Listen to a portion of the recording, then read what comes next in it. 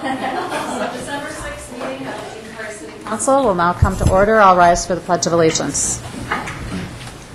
I pledge allegiance to the flag of the United States of America and to the republic for which it stands, one nation, under God, indivisible, with liberty and justice for all.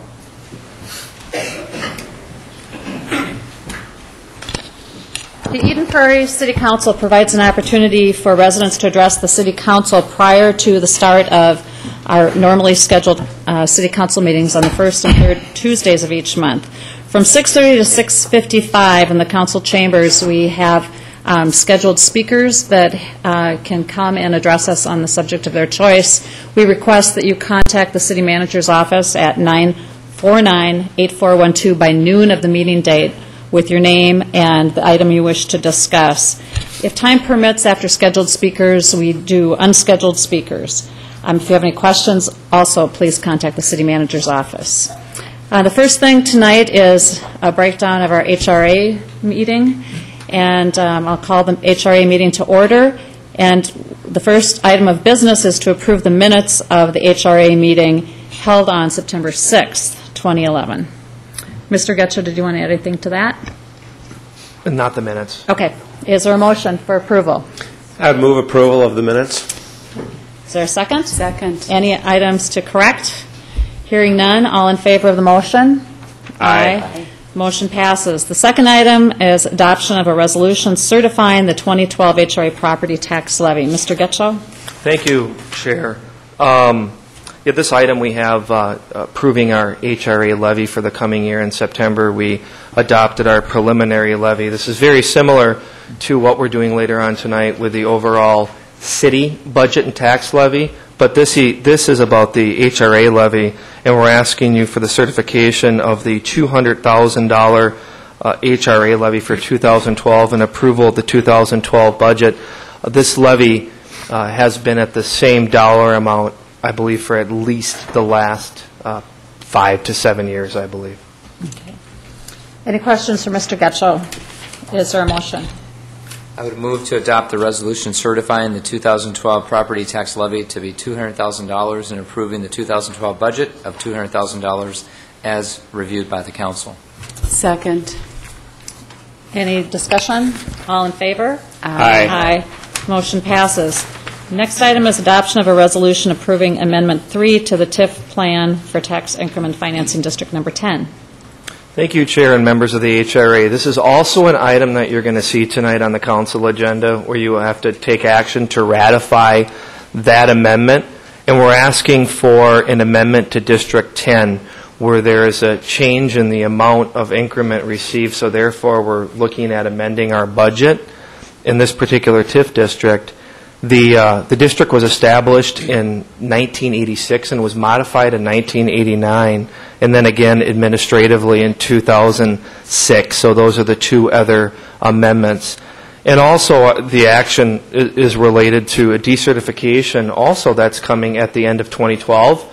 So this district will be decertified next year, but we're looking at amending the budget, and then we'll discuss later on different ideas for the proceeds of the district as well. Again, there is no additional impact due to the amendment, and I probably should mention too that this district is the Prairie Village housing redevelopment area district, and this also does not have any impact in the geographic size or area of the district either. Thank you. Any questions? Is there a motion? I move to adopt the resolution approving Amendment Number 3 to the Tax Increment Financing Plan for Tax Increment Financing District Number 10. Second. All in favor of the motion? Aye. The motion passes. Would someone make a motion to adjourn? Move to adjourn the HRA. Second. All in favor? Aye. Motion passes. It brings us back to our City Council meeting. The first item under proclamations and presentations is recognition of our student essay contest winner. And tonight we have Robert Rosansky and Peter Huck, the chair and vice chair of the Human Rights and Diversity Commission, to award that item. Hi. Yeah, I got a promotion. I'm the chair. No, I'm not the chair. Pam is the chair. We're here tonight to recognize Alexis Loxett, who is the winner of a national award of a competition of an essay writing contest put on by the Teachers Against Prejudice. We're very proud that she attends the International School in Minnesota and is an Eden Prairie resident. And we would like to ask her, before we actually present the award, to just tell us a little bit about her essay and why she wrote it. As you may know, prejudice is a widespread phenomenon which can be heightened in the media. It goes without saying that the media can also put a stop to it. So I wrote an essay about a possible movie plot, which was a few students who overcome their differences and learn to work together to save their school. Thank you, Alexis. That's great. Well, Alexis, on behalf of the City Council and the Human Rights and Diversity Commission, we'd like to present you with the certificate recognition. And I'd also like to say that as a member of the Human Rights and Diversity Commission, one of the joys of serving on that commission is to find people doing things right. So we really enjoyed the article that we read and the article that you did. And congratulations.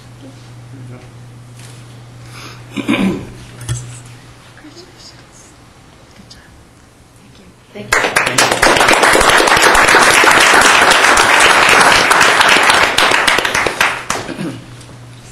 One more picture. One more picture. Why don't you come back here?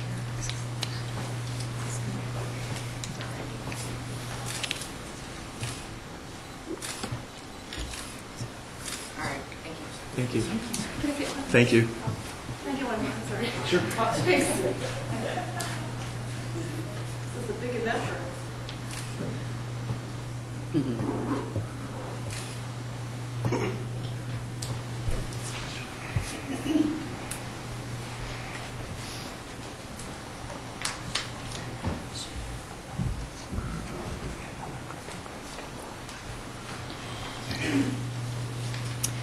The next item is a recognition of Home Depot contributions, and I'd like to turn it over to our Park and Rec Director, Jay Lathammer.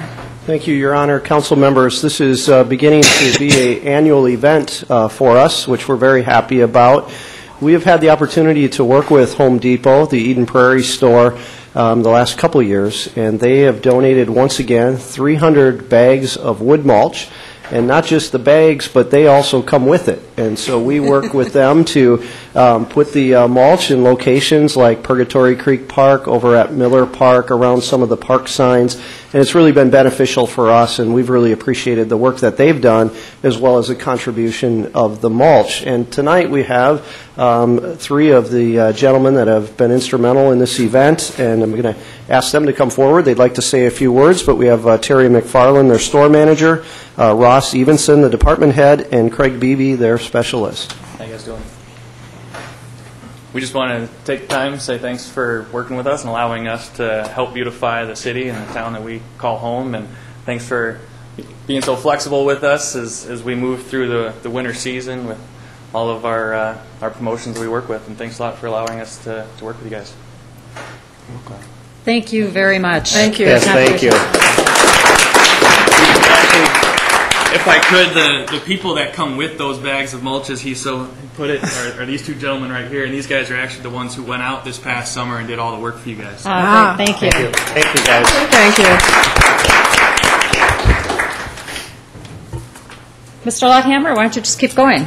All You've right, got thank several you. things, sir. It now starts to get more technical for me to try to explain these next couple items, but this is a donation to the Art Center from Elaine Sampson. Mrs. Sampson is well known, I think, to all of us, and she has continued to help us with some of the needs that we have.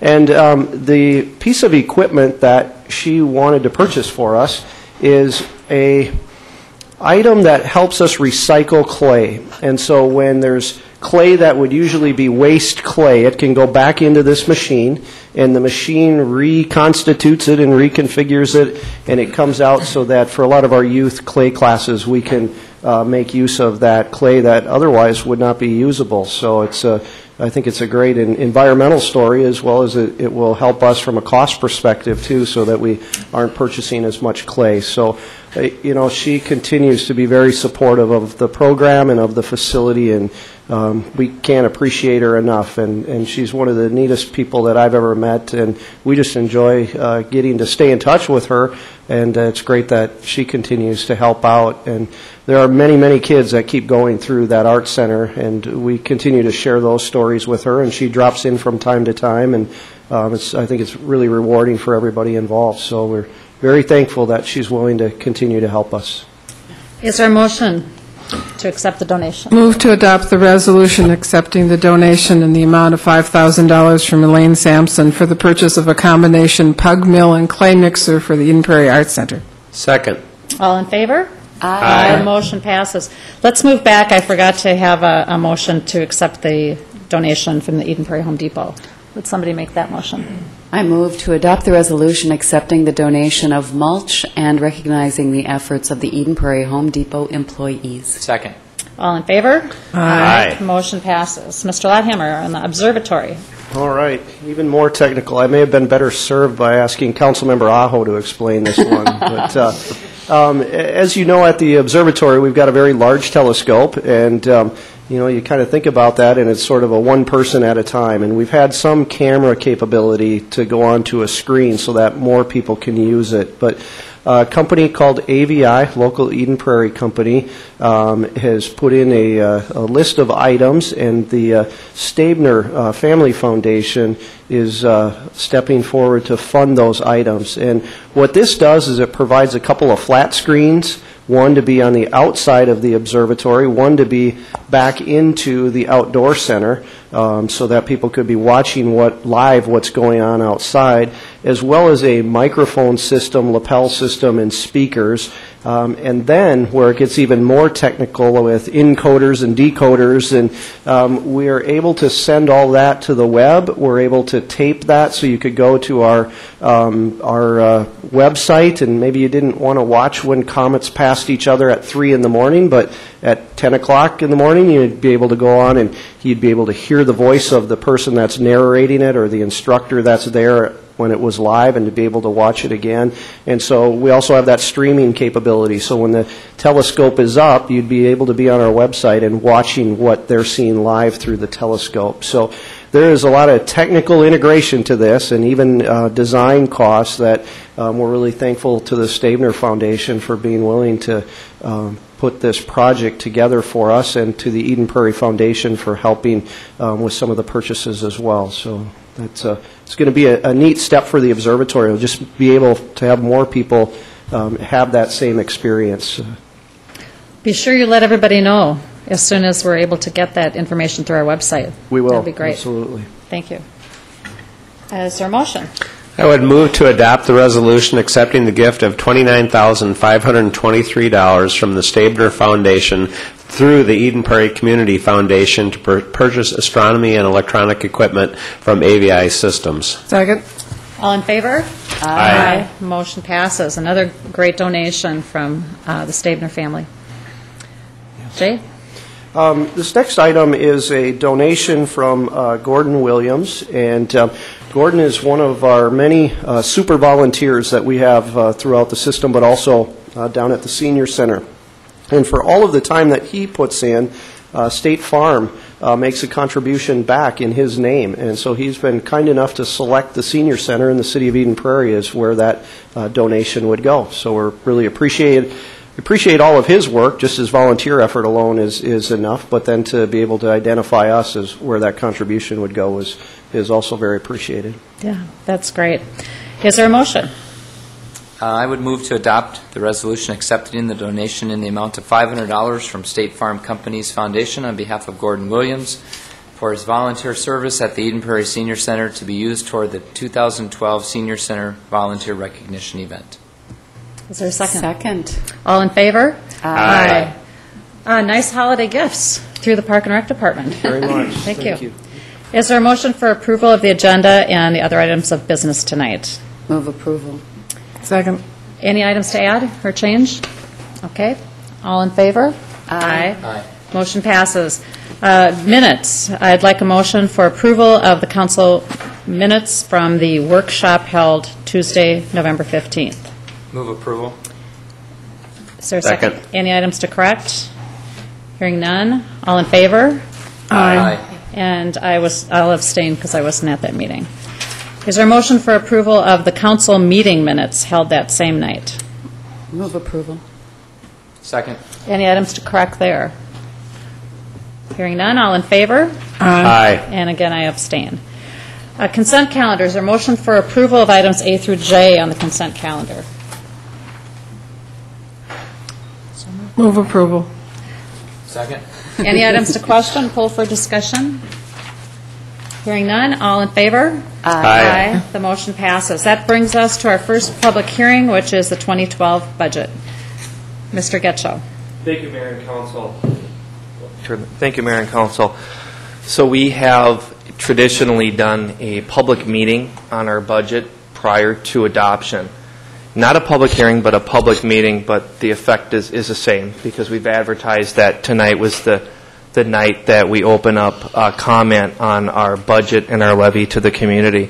So prior to that, Finance Manager Sue Kachiver and I would like to do a presentation on the budget, and then we could take any input. And then we have some other public hearings this evening, so we would request that we move to those, and then we would take up action on the budget itself under the report of the city manager. But this portion of the meeting would be discussion and overview of the budget.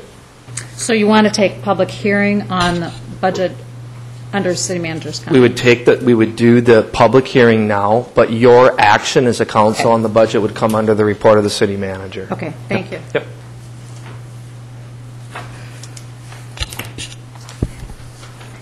Mayor and council members and the audience and citizens of Eden Prairie, we're pleased to present the 2012 proposed budget. The purpose of the public meeting is to solicit input on the proposed levy and budget. It is a requirement of state law, and it's held after you've received your property tax notices. Other entities are also required to have public meetings, and the dates are listed up there.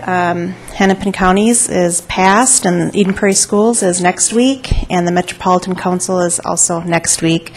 And the state of Minnesota is not required to have a public meeting. One big change this year that thought I'd mention briefly is that the state legislature made a pretty big change in a program called the Market Value Homestead Credit Program. The program used to be a credit where you'd actually see a dollar amount deducted from your tax statement if your home was valued under $413,800. That program went away. That was a program that the state used to fund and pay for, or at least they were supposed to. And then when they had budget issues, then they would not reimburse the city for that amount. But anyway, now the program has changed to an exclusion program. So what happens now is instead of seeing a dollar deduction on your property tax statement, you actually see a value deducted from the market value of your property.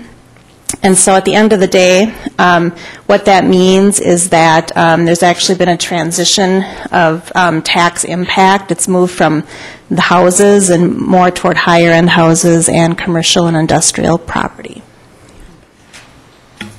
And this just gives you a summary of the history of the market value of the property in the city of Eden Prairie, and you can see that it kept increasing until about 2009, and just like every other community and what's happened with the economy, that the market value has decreased. And in 2012, the decrease was 2.86%, but we've actually held our own, and we've actually done better than most communities. So this is a summary of the total budget as far as what we budget for the tax levy. So the general fund is budgeted to increase 3.9%. And the general fund covers all the operations of the city when you typically think of the city: park and recs, public works, community development, police and fire. And that increase would actually be about 2.7% for the general fund. If you reduce the amount of the increase for Parks and Recreation, Park and Recreation is collecting, the community center has done very well, and they have a lot of users at the community center, so they've been collecting quite a bit more revenue to actually cover all of their increased costs. So that number is actually a little bit higher when you kind of net out that increased revenue. And And our debt service levy is actually decreasing by almost 12% due to some debt that's falling off. And then we have a very small capital improvement plan levy of about $89,000. So the total budget is increasing 2.6%. This is a summary of the general fund revenues proposed for 2012. Property taxes are proposed to increase 2.7%. Licenses and permits about 18%. We increased development revenue a little bit for 2012, and that's why that's increasing so much. Intergovernmental revenue is actually decreasing a little bit. That's revenue that we get primarily from the state of Minnesota that comes from another government. It's mainly made up of police and fire state aid, and those are flat revenue sources. They're really not a growing revenue source. Charges for services, that's the increase that's attributable mostly to Parks and Recreation and mostly to the community center. And other revenue is going down a little bit. It includes cable, TV, and franchise fees and a few other miscellaneous items. We have a transfer from the utility fund. So the total revenue was increasing 4.6%. As you can see, for the general fund, property taxes is the main revenue source. It's 76% of the revenue that we receive in the general fund. Charges for services is the next largest at 11%, and then licenses and permits at 5%. This is a summary of general fund expenditures. Total expenditures are budgeted to increase 3.9%. Some of the larger changes include in administration. In 2012 is an election year, so every other year we have to add an additional amount to the budget to cover the cost of elections. Again, Park and Recreation we've talked about. Police is increasing a little bit more due to an additional police officer is budgeted, and then a little bit more for overtime is budgeted. So if you took those two items out of there, it would be increasing 2.4%. And then fire, the primary increase is the implementation of a new program for fire duty crew for fire services in Eden Prairie. So again, the total increase is 3.9%. And this just shows you the breakdown of the expenditures. Police is the largest part of the budget at 32% of the budget, and Park and Recreation is 25%, with Fire and Public Works both at 14%. This is a summary of the debt in our debt payment for 2012. And I guess the couple things I'd point out here is we do have the 2006 equipment certificates. We had enough money in the bank, so we were able to decrease that to zero, and that will actually get paid off in 2012. And then we added the 2011 equipment certificates, which was for the self-containing breathing apparatus for the fire department. Those are the largest changes. So this is a summary of the total property tax summary or property tax levy. The general fund is increasing 2.3%. We've left the amount in there that we levied for the market value homestead credit. We're going to be putting that toward the budget deficit. The capital improvement fund levy, the debt levy is broken out into two different pieces. The debt levy that's on against tax capacity, and then the debt levy that's levied against market value, less our fiscal disparities distribution. So the total levy is going up $282,000 or 0.9%.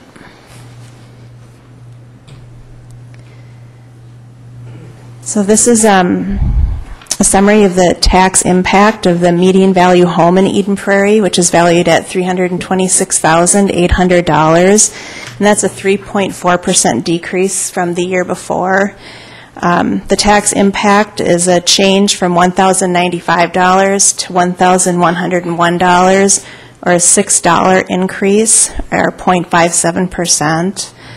For apartment valued at $5 million, the increase is $1,386, or 6.9%. For a commercial property valued at $2 million, the increase is $612, or 8.1%. It's a little misleading, though, because the amount changes each year, the amount that businesses contribute to the fiscal disparities pool, and because they contributed less in 12 than 11, if you take into account that offset, the tax impact is actually $200 or 2.7%. And this is the total property tax, which not only includes the city, but it includes the school district, the county, and other miscellaneous taxing district. The tax on a median value home is actually decreasing $1 from $4,470 to $4,469. So it's basically a flat property tax impact.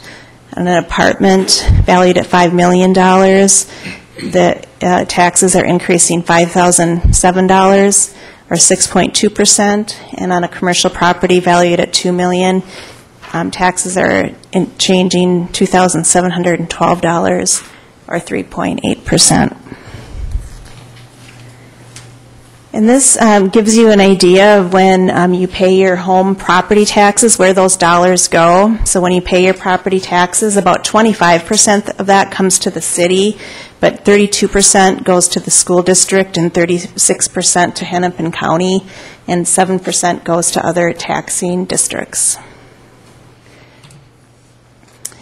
And this shows kind of overall the tax impact to properties in Eden Prairie. So 56% of homeowners are going to see a tax decrease. 42% of homeowners are going to see a tax increase of 0.1% to 4.9%. And then there's other two smaller categories where they'll see larger increases, and I've been told a lot of that has to do with folks that made improvements to their homes, or there's other reasons like that. And this pie chart shows for the commercial industrial property valued at $2 million where their tax bill goes. So about 11% goes to the city of Eden Prairie, about 27% for the state general tax, 29% to fiscal disparities. Hennepin County gets 16% and the school district 14%. So it goes to a bunch of different places. And this shows the monthly cost of city services on a median value home. So the total is $91.75 a month. The general fund is $82.87. The debt payments are $8.62, and capital is 26 cents. And this breaks it out for general fund services. So for the administration of the city, it's $8.34 a month. For community development, it's $4.47. Park and Rec, $20.69, and so on. Again, with a total of $82.87. And this is a comparison of what a $300,000 home would pay in Eden Prairie compared to a group of other communities. And looking at the graph, the darker one, fourth from the left, is Eden Prairie. So you can see there's a few other cities, Edina and Plymouth, where the property taxes on a $300,000 home are less. But you can see in the other cities, Egan, Maple Grove, etc. So we feel like we're in pretty good company, and we're in a pretty good place as far as the amount of tax that a $300,000 home pays.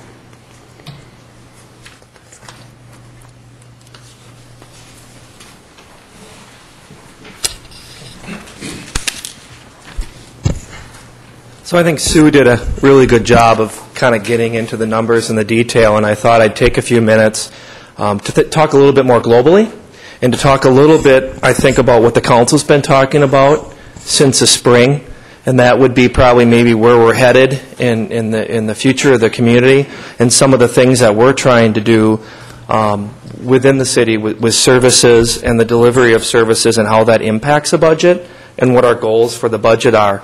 And I think one of the biggest issues that we dealt with early on in the year, and we've seen even through a recent business survey, was that people really highly value the services that they receive.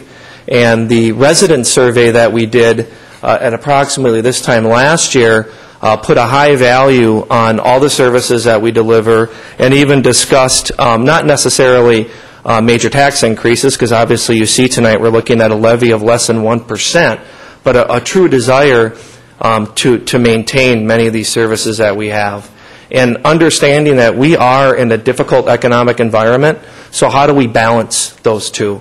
And I think also from the business community perspective, we heard a survey as well that property taxes, actually lower property taxes, was a positive reason to do business in the community. I think that was a top 4 reason to do business in the community. So I think we're receiving some positive feedback, but at the same time, we're very aware of the difficult economic environment that we've been in. So I want to talk a little bit about recent history. Everything is important in context. So being aware of the issues that we faced, especially in 2009, the city took some very large steps in dealing with our revenue shortfall and eliminating and reducing positions in the city and looking at different concessions related to wages. And actually, the current budget that we're looking at right now, the 2011 budget, dealt with some actual cuts, some service reductions. And we budgeted in 2011 imbalance, a deficit. And you'll see here in a little bit, too, that we're talking about right off the bat here in 2012, cutting that in half. So I think it's important to realize kind of where we've been and where we're going. And talking about where we've been and where we're going, we're always looking for ways to improve our service delivery. And you can look at it as efficiencies and innovations and in some ways cuts to some degree. So I'm not going to go through each of the items on that list, but I could pull out a few and say that our fire department has been a leader in working with other fire departments in the area and saying, let's get together as a group of several departments and purchase similar turnout gear or breathing apparatus. So not only when we respond to mutual aid calls, we have the same equipment, but we saved $100,000. When you look at 2040-15, the project that's been underway in this community for the past 5 years to reduce or improve our energy efficiency by 20% in our facilities, 40% in our fleets by 2015, we're through 3 phases of 4, and the council's going to talk about the next phase of that in early 2012. But we can say that in this building alone, we've saved $100,000 a year in energy, and another $100,000 a year at our community center. And maybe another area to point out would be in the public works area. I'm talking a little bit about future technology, but having different divisions and crews working together on something as simple as manhole replacement and street repairs in terms of how crews are utilized, we've tripled the amount of repairs we've been able to make with the same amount of people. So I just think it's important to tell those stories that in this environment, we're always looking for ways to improve. And that also does include cuts, as we mentioned. We've scaled back our deer management program. I think if anyone was at the 4th of July party this year, you'll notice that the length of the event was half of what it's been in previous years, but we still felt it was a really good event. We have less portable toilets in our park, less hours on ice rinks and other areas in certain neighborhoods, and we're gauging whether there's a concern with that, but we saved $15,000 annually on doing that, and we're tracking that as well. So some of those areas are cuts as well. When we look ahead, and we like to look ahead, you'll see a lot of areas of technology. We're a 24/7 operation in a lot of ways. Obviously, that's what public safety is. But also we want to be able to do that in how we deliver many other services. So we're looking at improving our delivery through our website, through customer relationship management programs. One area I'll point out is with inspections.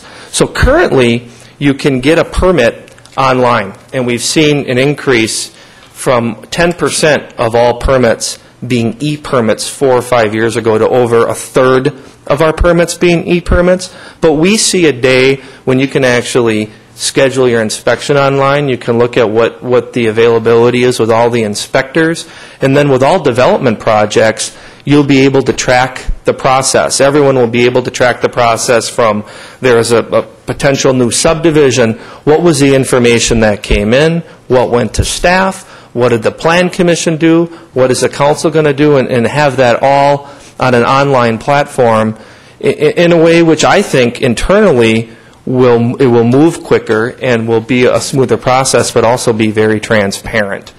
We're also looking at enhanced GIS and working in the logistics pieces is utilizing web-based software to keep track of all the volunteers in the community and all the work that they can do in the community, assisting us in delivering many of our services. And down in the prairie grass there, one of the big pieces that we see moving forward is measuring our performance and evaluating our performance. How are we doing within our own systems, but also comparing ourselves to similar cities across the entire country and looking at performance management, and also engaging the community more in those discussions about where we're going. So our outcomes are to maintain these services to our 65,000. That's a debatable number. I like to debate the census. Number of residents and businesses in maintaining the infrastructure and provide the services that we do are very important. And usually you might begin a discussion on your goals, but I think we're going to end this discussion on what our budget goals are. And I think you've seen through some of the numbers that Sue provided, we're looking at enhancing service and public safety. We see that while the duty crew has a cost, several other communities that have implemented a duty crew have seen response times cut in half, 10-minute response times to 5-minute response times. And I think in a city that's 36 square miles, at one time that had many, many less cul-de-sacs and many less people, the response time may have been lower, but as we've developed and as we've grown, I think we see the need to look at this program as a potential here as well. And also, again, looking at ways to be more efficient and maintain service levels in other areas also, as you can see in the organizational piece. And then finally, as you saw in that one graph, we don't set our budget or levy based on what another city does, but people sometimes like to compare us to other communities, and we look at those numbers as well, and you saw in the earlier graph that we feel we hold up very well to similar size communities. The thought is then that the budget that's before you tonight presents that philosophy, and as I mentioned a few other areas as well, the council's talked a lot about not budgeting in a deficit environment. And there are times where you do need to use budget reserves in certain circumstances. And in the next 2 to 3 years, we'd like to say that no budget has any use of reserves.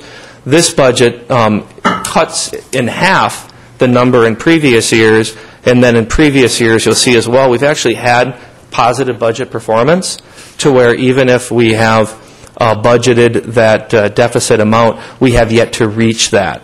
Understanding that always can't occur, and that's why it's important to have those conversations and discussions about services as well. So we'll not only measure our performance, but we'll ask the community to weigh in on what everyone values. So as you look to 2012, I know this is about the 2012 budget, but also as you look to 2012, look forward to information on anything from town hall meetings to a program that we're going to implement to really discuss where we're headed as a community.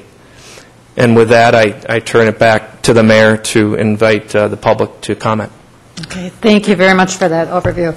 Is there anyone from the audience that wants to address the council on the 2012 budget? And Mayor, really quickly too, I just want to add that many times at these hearings or meetings there may be a question on value or property value, and we do have an assessor here tonight that we can have anyone discuss any issues with their statement on value or set up an appointment. This discussion is about the budget, but many times people might have a question about their value. Right. And that's not the purpose of this meeting, but we want to be able to assist anybody here tonight that has a question. Okay. Once again, is there anyone who wants to address the council? Okay, if not, we'll take a motion to close the public hearing. I would move to close the public hearing. Second. All in favor? Aye. We'll move on to the next item, which is a resolution approving amendment number 3 to the TIF financing plan for TIF District number 10. Good timing, Mr. Getchell. Thank you, Mayor and Council. So this is the item that had been on the HRA meeting earlier. It's the exact same item, but needs council action. This is a public hearing. Is there anyone from the audience that wants to address the council on the TIF district? Okay. Is there a motion? Move to close the public hearing and adopt resolution approving amendment number 3 to the tax increment financing plan for tax increment financing district number 10.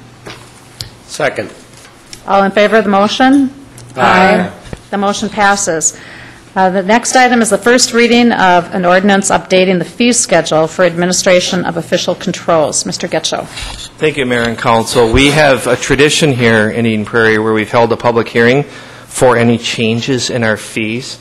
It's not required and it's not necessary, but we like to publish notice of fee changes, and we have another public hearing later on fees that aren't official controls. In this case, our official controls are those fees that are set by ordinance, and typically those are fees that deal with zoning, subdivisions, site plan building codes, and official maps in the community.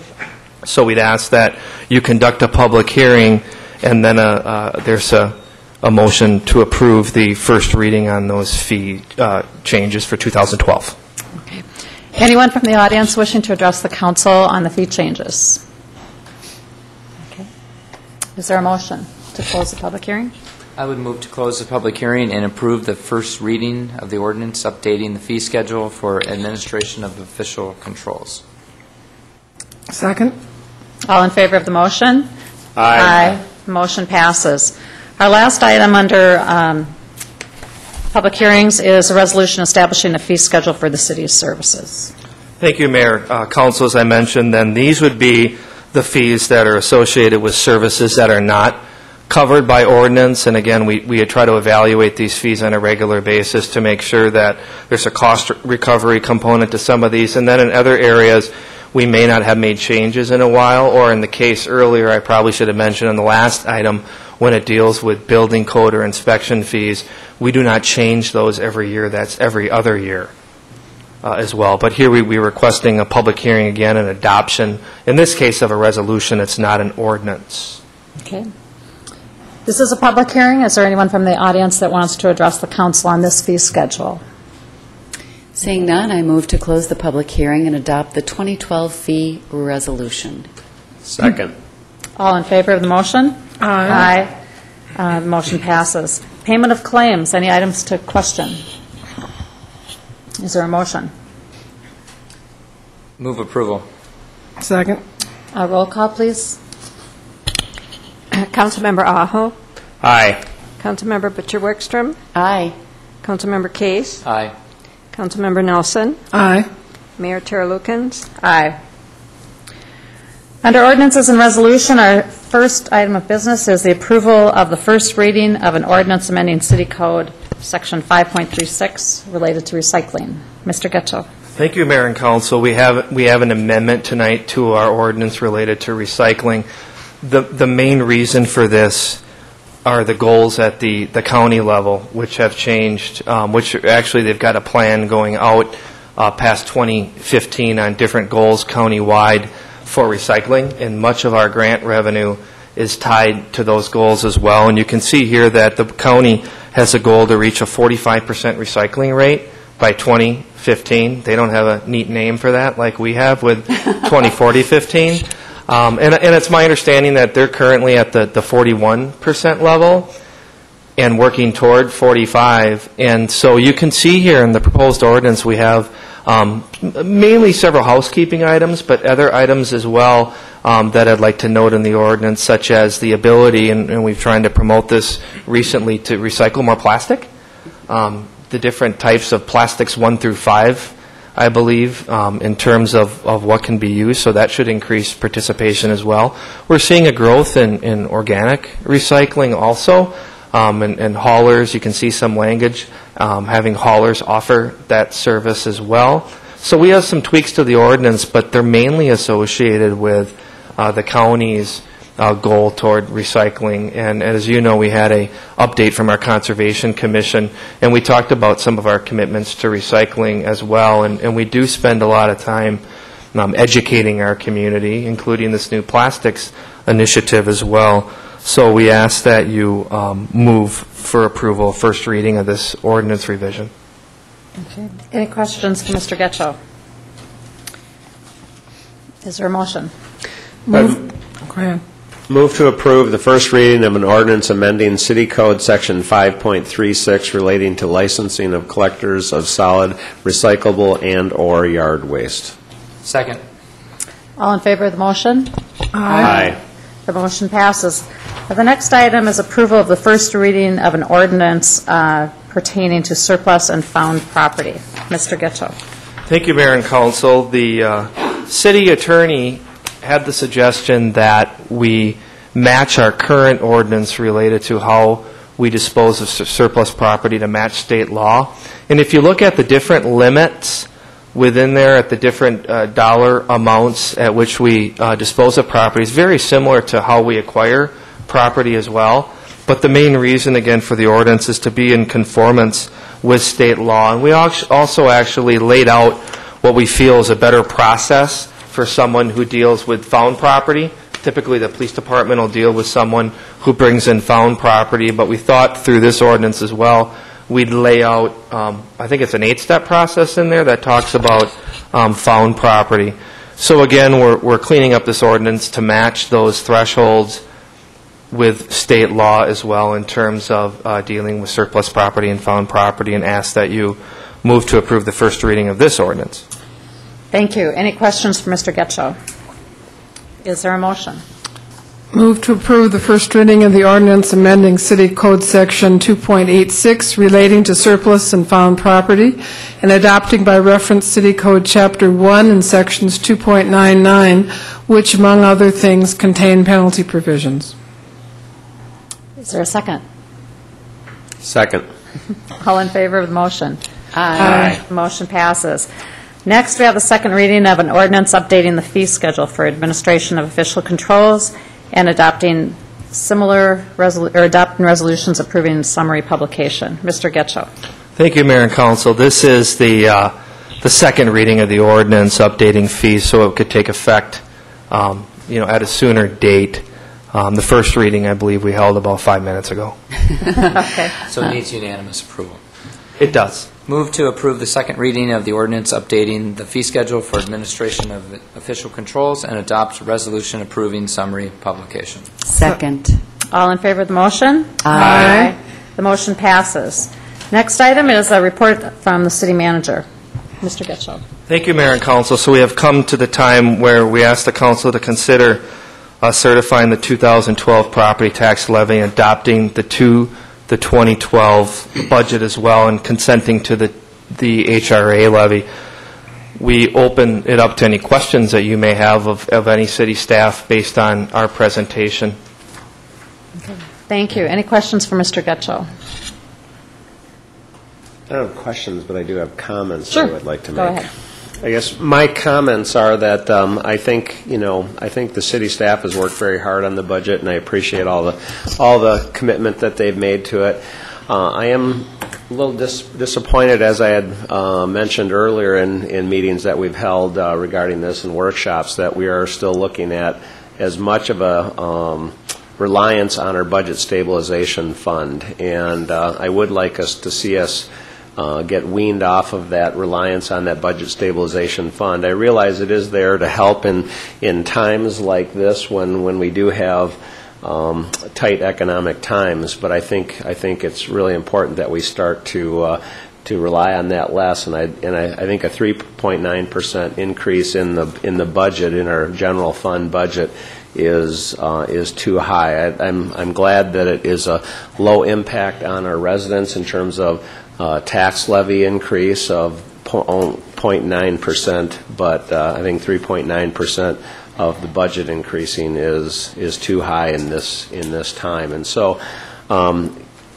in past years we've been able to accomplish, not using as much of our budget stabilization fund due to staff being very creative and in finding ways to save money, and I think they've done a phenomenal job, and we have a great staff, but I think they've wrung out all of the low-hanging fruit in terms of saving money on different things, and so I'm less optimistic that they'll be able to find more things this year to save money on, and I think the only potential for getting out of that is if we have increased revenues due to better economic times and more building development activity taking place in the city. So from that perspective, I guess that's my hesitation with the current budget as presented. Okay, thank you. Not sure who was next. Councilmember Wickstrom. I just wanted to comment that I really think that was a fair and reasonable process this year in terms of all the budgeting that we did and the conversations that we had all along the way. And I think that we really gave the staff direction and what we wanted to have accomplished. And I believe this budget has done that. We have a 0.9% levy increase, which is about $6 on the median home. But what we get for that small increase is a duty crew, which we've wanted for a very long time, which will shorten the amount of time it takes for our firefighters to get to emergencies. We also have needed a police officer. It will also gain us a police officer. And I think those are very positive things that we have wanted to do for the past couple of years. The other thing that I really feel like I need to comment on is the positive efficiencies and innovations that we have really made efforts in this year and we've achieved this year. And I think those things the city manager spoke about this evening, but I think we'll also have them on our website so that everybody can see the ways in which we are making efforts to keep our costs at a reasonable amount. So I approve this budget. Thank you. Councilmember Case? Councilmember Aho, you've heard me say in years past that I was concerned also about the reliance on the stabilization fund, and so I agree with you completely. In fact, last year I was ready to vote against this. Rick, had you started? No. So I think it was all Scott. I was ready to vote against it, and partly because the year before that I had voted against it because it felt somewhat disingenuous and like a dishonest budget in that we tried to tell the people of Eden Prairie that we won't raise your taxes, but we'll keep all your services basically the same, and yet we'll do it by borrowing. We borrowed over $1 million for that 09 year. Wait, 12, 11. The 2010 year, approved in 09. Well, don't say we borrowed it because we didn't go out and borrow against. Well, that. we took it from our own. We took it from our own savings account, so we did it with deficit spending. Right. That's a fair change, and then. Last year it was $1.3 million that we used deficit spending to cover our budget. So this year feels honest to me in that we're telling the people of Eden Prairie that we really are trying to not rely on that budget stabilization fund, nor to do deficit spending. And we're not doing it all in 1 year, which would be difficult, so we're cutting it in half. Plus, if I would be concerned on the surface for the 3.9% growth if that was just expansion of government. But and correct me here, Rick, I believe I'm picking up everything correctly, but 1.2% of that was the Park and Rec increase, which covers itself, by the revenue increase. So that, not that that's not important and that's not expansion, but it's covering its own expansion. So it's not an increase in expense.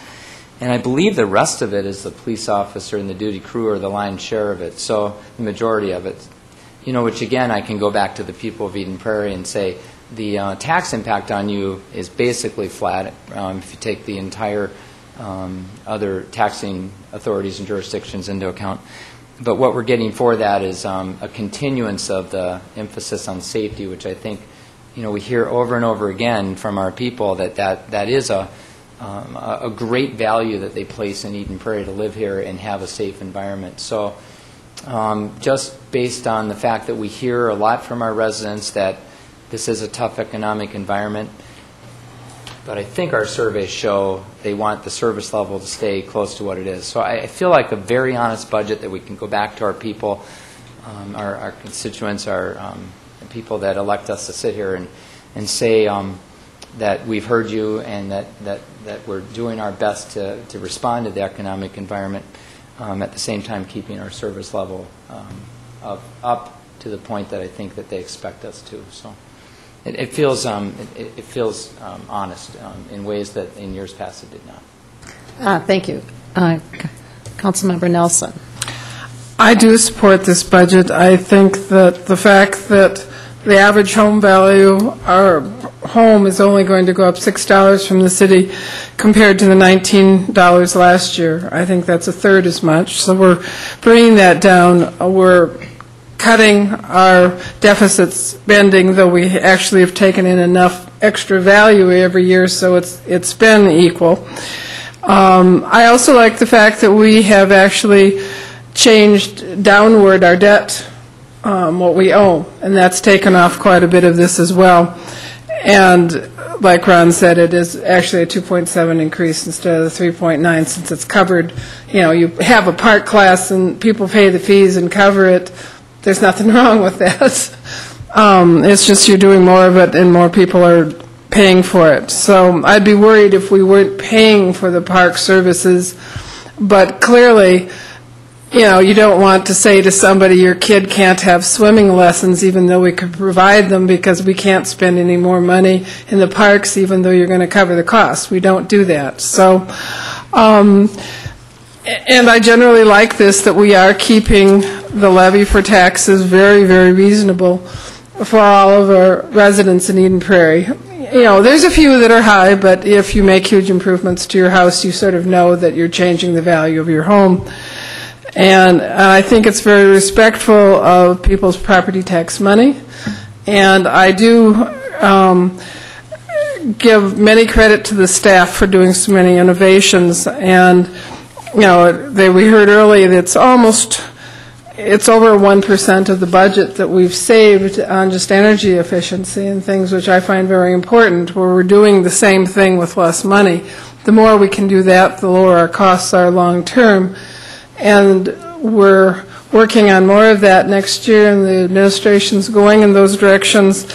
And I think they deserve a huge thank you for making Eden Prairie the kind of city that does do efficiencies and innovations and puts it on a high priority list. And I think that's what our citizens want. And certainly they like the services and what we're doing. And I'm very happy with this budget this year, and I look forward to next year to seeing us get a little closer yet, which I think we did this for a few years, going to take a few years back, but we're going in the right direction, and any more debt that we can go down, that's always good when it's possible. We've restructured some debt when taking advantage of lower interest, and that's been a good thing too. Thank you. Everybody made great points, so I won't go through the things that you all have said and reiterate them. But I'd just like to say that this was probably the most thorough process that I've been involved in terms of budget in the 13 years that I've been on the council. And really the charge that we gave to the staff was that we wanted to have a budget that would have no negative impact on our stellar bond rating. We wanted to keep our service levels high because we know from our citizens that they want those service levels high, and we wanted to keep the tax impact minimal. And I think this budget takes care of all three of those things in a way that I think past budgets really haven't. Regarding the Budget Stabilization Fund, I like the fact that there's a plan for how to get out of the problems that we've had. That makes me feel more comfortable with it. And, I think if we had a 3.9% general fund budget increase, and we were just increasing, the cost was increasing, but we weren't doing anything new and different, I would feel uncomfortable. But we are doing things differently. We're going to add the new police officers. We're going to have the duty crew. We have a mild or a small wage increase for employees that haven't had a wage increase in a long time. So we're doing an awful lot with that 3.9%. And I think now is the time to take care of some of those things like the duty crew and the new officer. So I'm very happy with this. I think it's respectful of our residents and citizens and the situations that they're in, but yet it still maintains Eden Prairie as a wonderful city, the kind of place that people want to live. And we've placed a lot of importance on the surveys that we've done of our citizens that have indicated that they don't want us to make great shifts in the way that we deliver services to them. So I'm really very, very pleased with this budget. Okay, does somebody want to make a motion? I would move that we adopt a resolution certifying the 2012 property tax levy to be $32,258,990 and approve the 2012 budget of $41,466,168 as reviewed by the council, and consent and approve the HRA tax levy and budget of $200,000. Second. Any further discussion? All in favor of the motion? Aye. Anyone opposed? Great, wonderful. Report of the Community Development Director. Ms. Jeremiah. Your Honor, council members, I'm bringing forward to you tonight the Open to Business Program contract, and we talked about this briefly at a previous council meeting, but this is really a partnership between the city, the county, and the Metropolitan Consortium of Community Developers. And this is a means that we can leverage additional dollars to help our businesses in this economic uncertain time. And basically, the consortium would provide direct one-on-one technical assistance services to entrepreneurs and small businesses in Eden Prairie, and this model has been started in Brooklyn Park, and it's also being utilized in Minnetonka, St. Louis Park, and Eden Prairie would be the fourth city if you approve it tonight. So for $5,000 of money from our Economic Development Fund, we would leverage an additional $5,000 from the county, which would go to this consortium to provide the services such as business plan development, feasibility studies, cash flow and financing projections, marketing, loan request preparation, and advocacy with lending institutions, which has been a huge deal that I'm hearing from businesses and developers in these times. And city staff would work with the Eden Prairie Chamber of Commerce to help market this to our community, and it could be both existing small businesses or people who have an idea for starting a business and really need some help on how to get that moving forward. And we are growing businesses in Eden Prairie. We believe there are now 3,400 businesses. We've been quoting 2,600, but the business survey has found more. So we know that we don't know exactly what the need for this program is. So this first year will be, kind of a test out there. We have seen that Minnetonka in the past 6 months or so has utilized 112 hours of this service, and if you look at that, maybe twice as much over the year, it would really offer a nice service at a very low dollar fee, especially when the city's only paying half of that. So I do recommend tonight that you approve this program, and we can get it going the first of the year. I'll certainly take any questions you might have. Okay, any questions? The only question that I had, Ms. Jeremiah, is this allows our businesses to take advantage of the MCCD services. But is there a cap on the number of hours that our businesses can get? No, there is not. They do report quarterly on the number of hours in service that they are providing, but there is not a cap. So they, in essence, the more hours they provide, the less money they get per hour, right. But they're willing to do that, again, for the economic development of the region. Great program. Great program. All right, thank you. Is there a motion? Yes, I move to adopt contracts between the City of Eden Prairie, Hennepin County, and the Metropolitan Consortium of Community Developers for delivery of the Open to Business program. Second. All in favor of the motion? Aye. Motion passes. Dell Road Purchase Agreement. Your Honor, council members, I'm pleased to bring you tonight a purchase agreement for the remnant parcel by Fire Station number 4. And as you know, we've been marketing this property for some time, and it's a little over an acre site. About a third of it is unusable due to stormwater ponding for the fire station and for this site as well. And the purchase agreement is for Blue Hill Solutions to build a New Horizon daycare center on the site. And the proposal is $450,000 for the property, and we would get $22,500 in earnest money. I believe we've actually received that at this time. And it would be contingent, of course, on them getting their development approvals.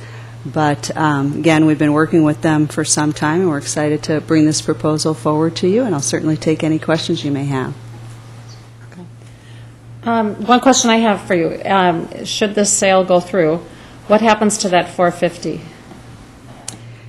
The $450,000 would go into our Economic Development Fund. Great, wonderful. That's what I was hoping the answer would be. Yeah. Thank you. Any other questions? No. Is there a motion? I move to authorize the mayor and city manager to execute a purchase agreement and other documents, including but not limited to a warranty deed and affidavits as are necessary to complete the sale of a 1.17-acre site owned by the city and legally described as Lot 1, Block 1, Dell Station, Hennepin County, Minnesota. Second. Any further discussion? All in favor? Aye. Motion passes. That brings us to the end of the meeting, unless there's... Madam Mayor. I'm sorry. I have one item under my report that I didn't All right. mention. There was actually on your table in front of you an item that was to have been on the consent agenda addition, and it didn't make it onto the agenda. So I want to bring to your attention item what was 8K, release of a special assessment agreement. You did one of these earlier on the agenda. This is with respect to property at Fountain Place Apartments, and it's brought forward because Sun Life Assurance Company, the owner of the property, has offered to donate outlots A and B to the city. And in looking at the title, it has these special assessment agreements on it. And so in order to obtain clear title to it, we thought it appropriate to also get a release of these special assessment agreements. There's a special assessment agreement and an amendment. Our current special assessment agreements for a number of years have contained a provision that allows the automatic release of these, so they don't have to be brought forth to the council, take up staff time in preparing them. And as I was thinking about this and just tonight, I thought one of these next meetings you're going to see a global resolution that will authorize the release of special assessment agreements going forward when those when the assessments have been levied and or paid, so we don't have to bring these to the council each time. But if the council would approve the requested action to release the agreement regarding special assessments, an amendment to agreement regarding special assessments for Lot 1, Block 1, Lot 1, Block 2, Lot 1, Block 3, Lots 1 and 2, Block 4, Outlot A, Outlot B, Fountain Place Apartments, Hennepin County. Okay, thank you. Any questions? Yeah, I'm assuming that we want the donation, but also does it come back to us then to approve the donation, or is that just an automatic? I mean, sometimes we get these outlots that we don't want, but I'm assuming this abuts the park, I guess, or the area down there, the wetland. That's correct. The Parks Department has reviewed this and believes that this is a good property to obtain because we have trails through that area, and would recommend approval of accepting that donation. You make a very good point. Sun Life Assurance wants to consummate this prior to the end of the year, and so the resolution actually accepting it would, because you don't have another meeting, or I presume you're not going to have another meeting this year, will be brought back in 2012, the first or second meeting. But if you had a concern about accepting that donation, we ought to hear about it now. No, it sounds like a great thing. Really, we're all thankful. I just wanted to make sure it's not one of the outlets that here you guys get to mow it the rest of all time. No, Mr. Lothammer's department looked at that. Yeah, no, thank you. I trust that very much. Do you want a motion then? Yes. I would move that we approve the release of agreement regarding special assessments and amendment to agreement regarding special assessments, sounded redundant, for Lot 1, Block 1, Lot 1, Block 2, Lot 1, Block 3, Lots 1 and 2, Block 4, Outlot A, Outlot B, Fountain Place Apartments, Hennepin County, Minnesota. Second. Any discussion? Mr. Ellis, did you hit your light? Is he even here?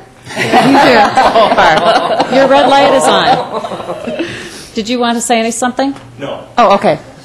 All right. Did we already vote? No. Okay, all in favor?